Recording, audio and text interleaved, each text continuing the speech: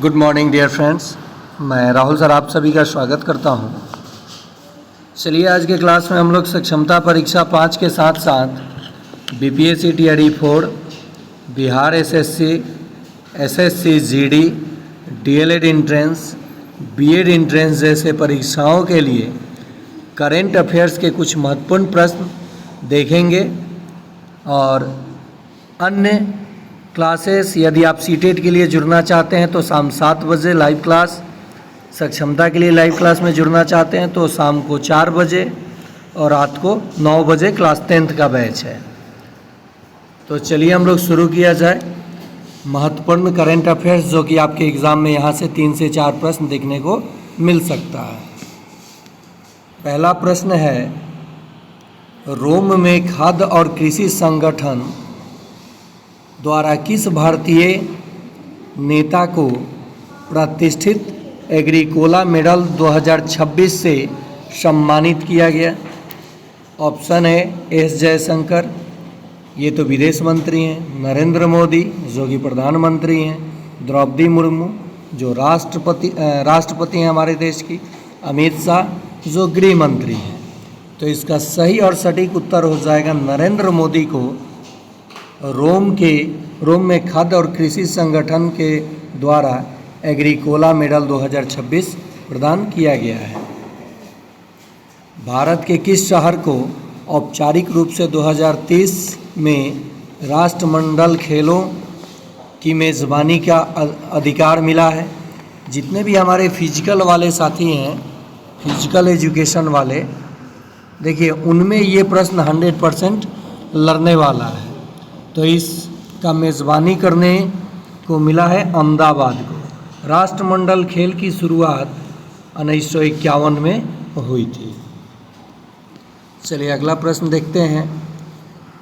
भारत सरकार द्वारा अधिसूचित नए पेट्रोल मानकों के अनुसार पेट्रोल में कितने प्रतिशत एथेनॉल मिश्रण को आधिकारिक मंजूरी दी गई है?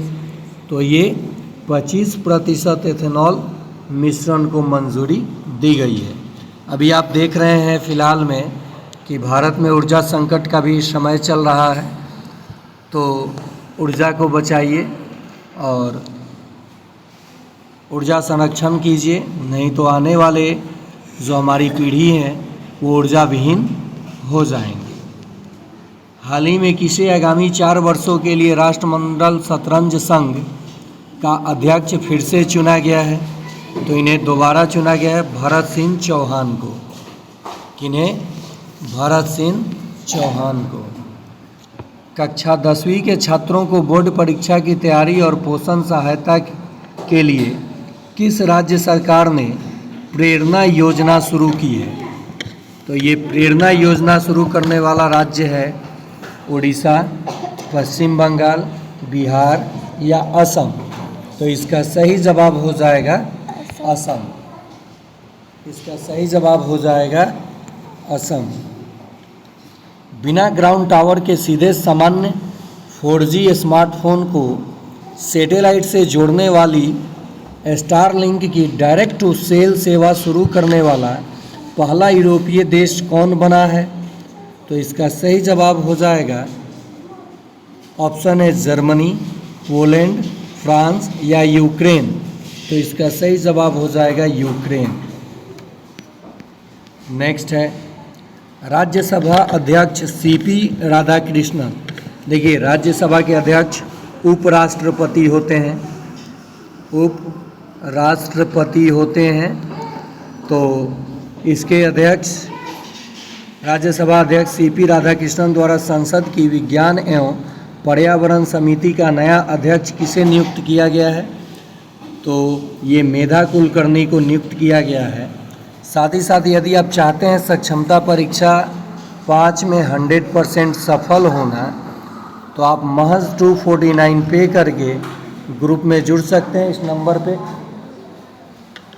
9771170644 पर पेमेंट करने के बाद आप जुड़ सकते हैं ग्रुप में। उसमें आपको PDF BBI MCQ मिल जाता है। सीटेट के लिए जुड़ना चाहते हैं तो महज 200 पे करके आप उसी नंबर पे सीटेट के बैच में जुड़ सकते हैं। सीटेट के बैच में जुड़ सकते हैं। अगला प्रश्न है, लोकसभा अध्यक्ष ओम बिरला द्वारा कॉरपोरेट कानूनी संबंधी संयुक्त समिति का अध्यक्ष किसे नामित किया गया है? तो ऑप्शन है आपका अनु ठाकुर, अनुराग है शायद, अनुराग ठाकुर, सुधीर गुप्ता, गिरिराज सिंह, चिराग पासवान। तो इसका सही जवाब हो जाएगा आपका सुधीर गुप्ता। अगला प्रश्न है, भारतीय संविधान के किस अनुच्छेद के तहत भारत के राष्ट्रपति को अध्यादेश जारी करने की शक्ति प्रदान है? तो ये आपका सही जवाब हो जाएगा अनुच्छेद 123। मौलिक कर्तव्यों को भारतीय संविधान में किस वर्ष और किस संशोधन द्वारा जोड़ा गया? ये करंट अफेयर्स नहीं है, जीके के तौर पे आप देख सकते हैं।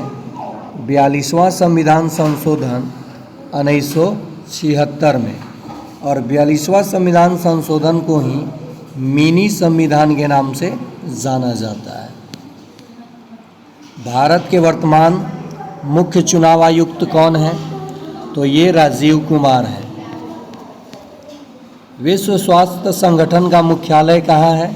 तो जेनेवा स्विट्जरलैंड में ये मौजूद है। हाल ही में आयोजित किए गए मित्र शक्ति सैन्य अभ्यास का संबंध भारत और किस देश से है? ऑप्शन है मालदीव, श्रीलंका, बांग्लादेश, नेपाल। तो इसका सही जवाब हो जाएगा श्रीलंका। नीति आयोग के वर्तमान उपाध्यक्ष कौन है? बात करूं नीति आयोग, जो कि पहले योजना आयोग के नाम से जाना जाता था, और इसके अध्यक्ष प्रधानमंत्री होते हैं, प्रधानमंत्री।